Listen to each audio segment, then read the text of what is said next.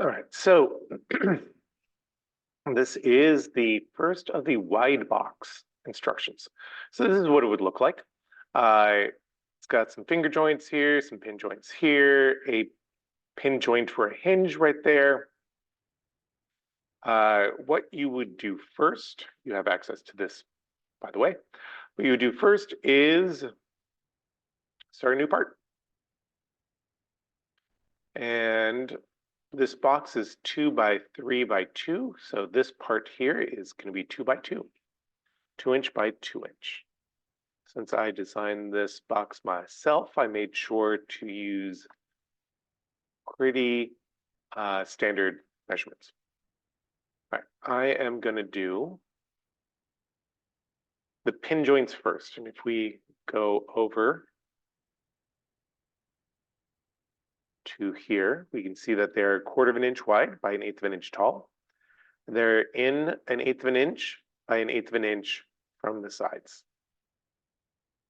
So let's put some dimensions on. 1/4 of an inch by 1/8 of an inch. And in by 1/8 of an inch from both sides.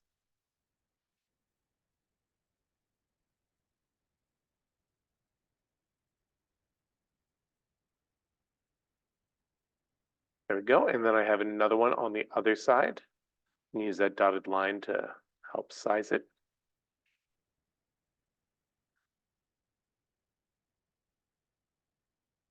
And go 1/4 of an inch in, or 1/8 of an inch in, I should say. There you go. 1/8 of an inch. 1/8 of an inch. 1/8 of an inch. All right, so those are the 2 pin joints. Now I'm going to need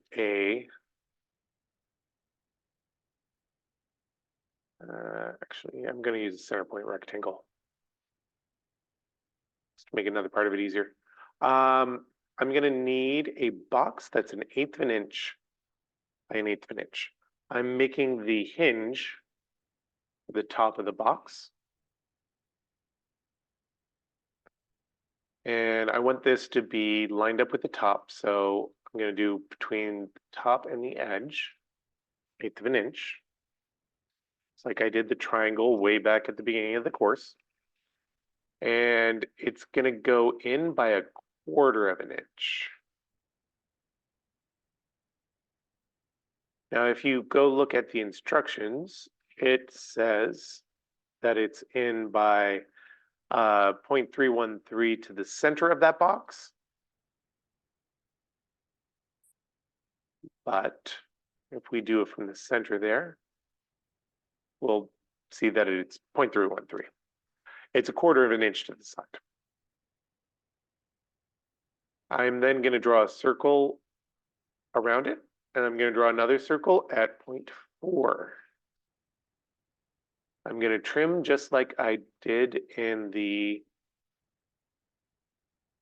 keychain. I'm going to erase this rectangle, square. Not the end of the world if I keep it, but it will try to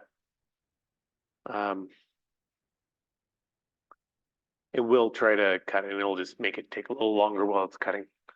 All right, so we have that. Next, we need the finger joints. We look here at the picture. On this one, I'm starting the finger joints at the bottom. When you do the piece that connects with this, you'll start them at the top. But for this one, we're going to start them at the bottom. We're going to look here, and 1/8 plus 1/80 by 1/4 plus 1/80. You might say, that's weird. Why are these the only dimensions where it's not 1/4 or 1/8 or 2 or 3? It's because we have to adjust for the laser removing material. The laser removes about 1/40 of an inch of material. So we're splitting it and we get 1/80. And so when we cut these rectangles, which I'm choosing the standard rectangle here. I do 1/8 plus 1/80 and 1/4 plus 1/80. What I'm going to end up with is realistically a tab that is exactly 1/8 by 1/4. I just have to adjust there. All right, now I'm going to use a rectangular pattern, and I'm going to select these three sides, and I'm going to select a direction. I'm just going to go up. I'm going to say I want 4 of them, and I want them to be a 1/2 inch apart. And you might say, but that would make this skinnier than a 1/4 inch. And yes, it will. It will make it exactly a 1/4 inch thick here as well, because the laser is going to cut a little bit more out than the amount that's left there. And I'm not going to hit OK. If I hit OK, I'm going to have to go back and edit pattern. I'm going to go here. I'm going to unclick associative. Then I'm going to draw a line in the center. I'm going to erase that later, unless I want it to be part of my design, which I don't. I'm going to select all of these sides. I'm going to select the mirror line. And apply. I'm going to trim. Doop, doop, doop, doop, doop, doop, doop. This one's probably going to complain. Oh, no, didn't complain. Oh, but there it is. I'm going to erase that. Let's trim this.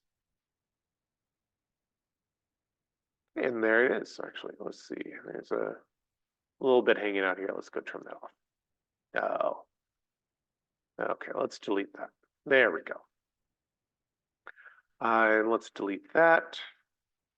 And we need to put in a design. So here's my fancy design for this piece. This is the wide piece part 1. Or this is the wide box side. There we go. It's a little bit better. Then I'm going to extrude this by 1/8 inch, because that is how thick the wood is going to be. And I'm going to have to assemble this later. Ta-da! There is a first piece that you're going to make.